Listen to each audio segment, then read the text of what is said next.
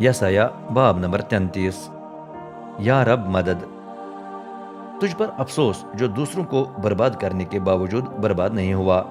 तुझ पर अफसोस जो दूसरों से बेवफा था, हालांकि तेरे साथ बेवफाई नहीं हुई। लेकिन तेरी बारी भी आएगी। बर्बादी का काम तकमील तक पहुंचाने पर तू खुद बर्बाद हो जाएगा। बेवफाई का काम तकमील तक पहुंचाने पर तेरे साथ भी बेवफाई की जाएगी। ए रब, हम पर मेहरबानी कर। हम तुझसे उम्मीद रखते हैं। हर सुबह हमारी ताकत बन। मुसीबत के वक्त हमारी रिहाई का बाइस हो। तेरी गरजती आवाज सुनकर कौमें भाग जाती हैं। तेरे उठ खड़े होने पर वो चारों तरफ बिखर जाती हैं। ए कौमों, जो माल तुमने लूट लिया वो दूसरे छीन लेंगे।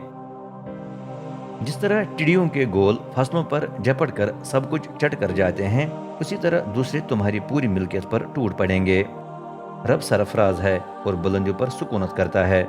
वही सयून को इंसाफ और सदाकत से माला माल करेगा। उन दिनों में वो तेरी हिफाजत की जमानत होगा। तुझे नजात, हिकमत और दानाई का ज़खीरा हासिल होगा और रब का खौफ तेरा खजाना होगा। दुश्मन से धोखा, रब से रिहाई।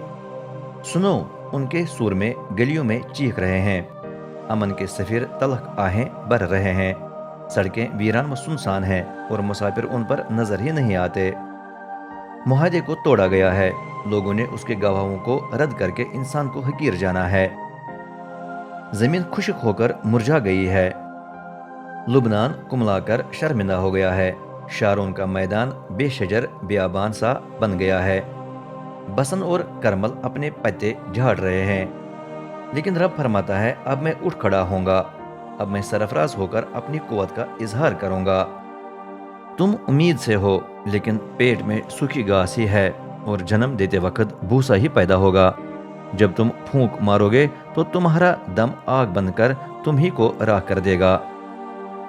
अकवाम यूं भस्म हो जाएंगी कि चूना ही रह जाएगा। वो खारदार झाड़ियों की तरह कटकर जल जाएंगी। ए दूर दराज इलाकों के बाशिंदों, वो कुछ सुनो जो मैंने किया है। ए करीब के बसने वालों, मेरी कुदरत जान लो। सयून में गुनाहगार घबरा गए हैं। बेदीन परेशानी के आलम में थरथराते हुए चिल्ला रहे हैं। हम में से कौन भस्म करने वाली इस आग के सामने जिंदा रह सकता है? हम में से कौन हमेशा तक भड़कने वाली इस अंगीठी के करीब कायम रह सकता है? लेकिन वो शख्स कायम रहेगा जो रास्त जिंदगी गुजारे और सच्चाई बोले, जो गैर कानूनी नफा और रिश्वत लेने से इनकार करे, जो कातिलाना साजिशों और गलत काम से गुरेज करे। वही बुलंदियों पर बसेगा और पहाड़ के किले में महफूज रहेगा। उसे रोटी मिलती रहेगी और पानी की कभी कमी न होगी। पुरजलाल बादशाह का मुल्क। तेरी आंखें बादशाह और उसकी पूरी खूबसूरती का मुशाहिदा करेंगी। वो एक वसी और दूर दूर तक फैला हुआ मुल्क देखेंगी। तब तो गुजरे हुए होलनाक वक्त पर गौर खोज करके पूछेगा, दुश्मन के बड़े अफसर किधर हैं? महसूल लेने वाला कहाँ गायब हुआ? वो अफसर किधर है जो बुर्जों का हिसाब किताब करता था? आइंदा तुझे ये गुस्ताख कौम नजर नहीं आएगी। ये लोग जो नाकाबिल फाहम जुबान बोलते और हकलाते हुए ऐसी बातें करते हैं जो समझ में नहीं आती।